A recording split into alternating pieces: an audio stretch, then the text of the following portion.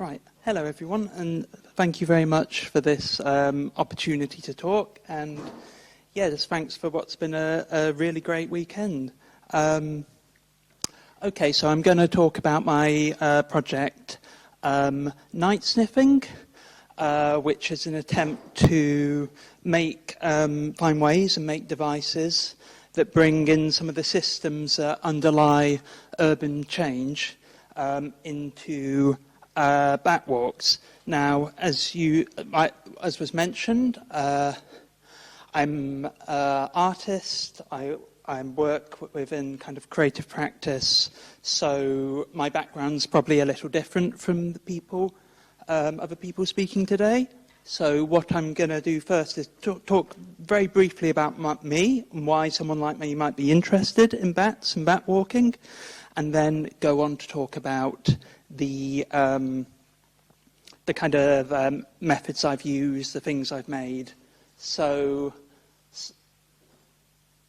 yeah, so what I do, I'm a researcher, but I research by making and doing creative projects to try and understand and uncover kind of different processes to engage people with things that might be quite difficult to think about. So one project I did there was to do with getting people to think about data collection by gathering data on their mood and using it while drinking tea, and then using that to blend new tea for them. I did a project which was creating variants of chess, which you have to burn calories in order to take a turn. And basically, I kind of make lots of very strange projects to try and kind of opening up imaginative possibilities. Slides seem a bit wonky, but hopefully we can bear with it. Yeah, and bats are brilliant for this. Bats are kind of really kind of category breaking. They're kind of long-lived flying mammals that kind of see through sound. So they're great to think with. And also, in the context of London, where I'm working, you take people on a bat walk and they're like, there are bats here? And people are just really surprised. So bats just start to do what, the kind of thing I try to do in my work. But there's more. How can I get this? Mason and Hope, two people who did an ethnographic study about bat ecology work in Hampshire. And they uncovered a lot of interesting things around the technologies that are used in bat conservation work. Particularly, I'm interested in, they talked about bat detectors as being an enchanting technology. So they're drawing on a philosopher called Jane Bennett, who talks about enchantment as being simultaneously transfixed in wonder and transposed by sense to a mood of fullness, plenitude, or liveliness, which I felt does quite well in talking about people's first experience of bats. And this cuts against the discourse that sees modern technology as disenchanting, as prosaic, draining the magic through the world, as bureaucratic. And I'm interested in all of this and these aspects of technology, because power often resides in quite disenchanting and sometimes quite boring systems, like for instance the planning system, which has already come up. But up here is these are the tables that are within something called the London Development Database. This is like a high-level governance tool by the Greater London Authority. It contains details of every major planning application in London. And while it would be nice to think I could get lots of people in a room together and talk about how the table structure and the field structure subtly influences how knowledge is produced about the city, I think people would maybe not be so up for that. And so what has this got to do with bats? People often, usually when I talk to people, when I start talking about bats and start talking about planning and buildings and development, people get very confused and go, what are you talking about? Hopefully here we're a bit more grounded, and we'll know that, bats can be hugely affected by urban development if it involves demolitions or changes to lightings. So these things are already kind of entangled and interlinked.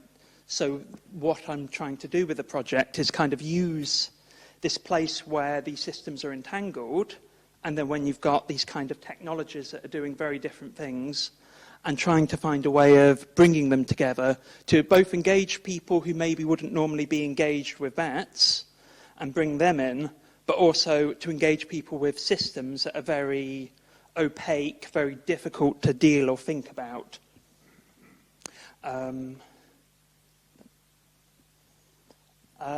So my methods for this project.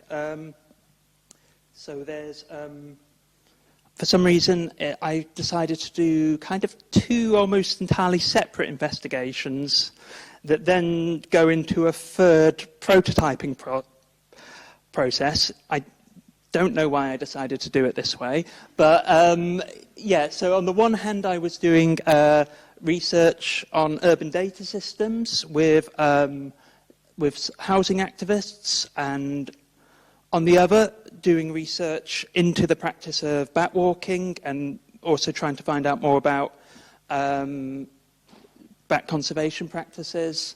And then the idea is these kind of come together in a big swirling prototyping process where it all links together and it all makes sense. So for the first bit, I worked with a group called Concrete Action to examine data sets like the London Development Database and tried to get these into forms which are kind of usable by activists and researchers so they can start to find out about what's happening within planning and within urban change in London. And at the same time, I undertook an investigation into bat walks.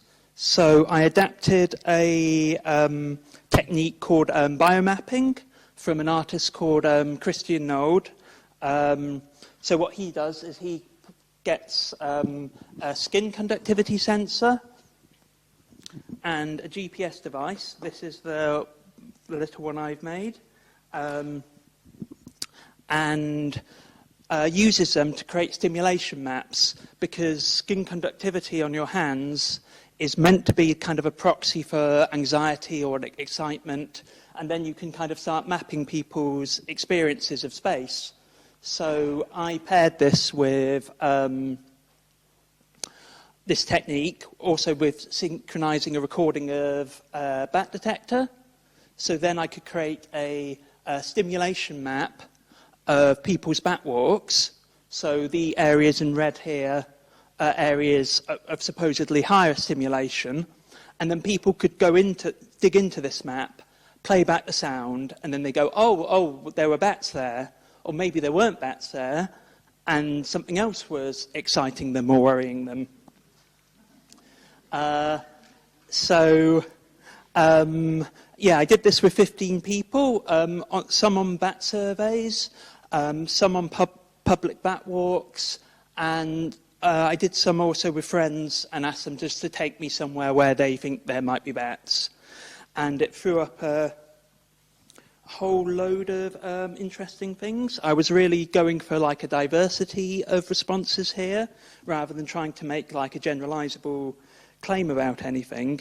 But there was a lot of interesting things that came up around the different feelings of excitement and anticipation with bats, about how people experience and use detectors, about the different value people put on seeing bats and hearing bats, which really varied from person to person, and also how bats tend to make us move differently through space, sometimes leading us through space.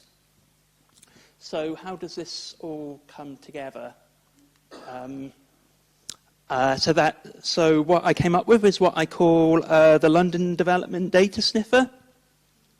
There's a couple of them there. I've brought one along as well, so you can kind of see what the device is like. And what this does is while you're out trying to detect bats, it detects planning applications. So, so what it does, it has the London Development Database on it. It has a GPS and a compass. And while you're walking around, if you're approaching a planning application on the database, it will start rattling. Those rattles are then kind of can be picked up on the bat detector, so people will be quickly aware they're near a planning application. And yeah, so the idea of this is kind of trying to, as I was saying, bringing the kind of often hidden ecology for most people of bats into the same space and activity of these kind of opaque and difficult to understand systems. I've done a couple of trials. So I've done a couple of very informal trials and one public event. And so at the moment, I'm not in a position to make any firm conclusions about what this is doing. I think there's certain potentials in it. Aside from kind of being quite a nice way to generate awareness among people of how bats are affected by the built environment. It can also prompt you to look for bats in unexpected places, not always the, so you don't want to be in the middle of a big park with this because you're not going to find many planning applications. So you want to go on start plotting quite different routes for your bat walks with people that take you kind of in and out of green spaces. And I think it kind of creates quite an effective rendering of a data set. And so the idea is, we often have these kind of data visualizations, but they don't, which are kind of very good cognitively, but sometimes it's also a question of, you want to kind of hit people with things emotionally so they kind of remember it. Makes more of an impact on them. So in terms of what I would like to do, I'm continually working on the sound of it to try and make it kind of clearer and better. People generally, when I've been out with people, they really are like, oh, are we going to do anything with the bat data or the bats we found? Or they seem to be quite enthusiastic about collecting data as part of the activity. So I'm going to try and find is there a way I can do that, which is also has a bit of rigor to it, which means I can then submit those records to somewhere useful. And I also want to look at more at how I start. So this is like letting you see planning applications. It's not giving you much insight into the planning process or how these records are kind of recorded. And so I want to kind of make more versions of the device that maybe one focuses on process, one focuses on metadata, and so you start to pull out a kind of richness from that.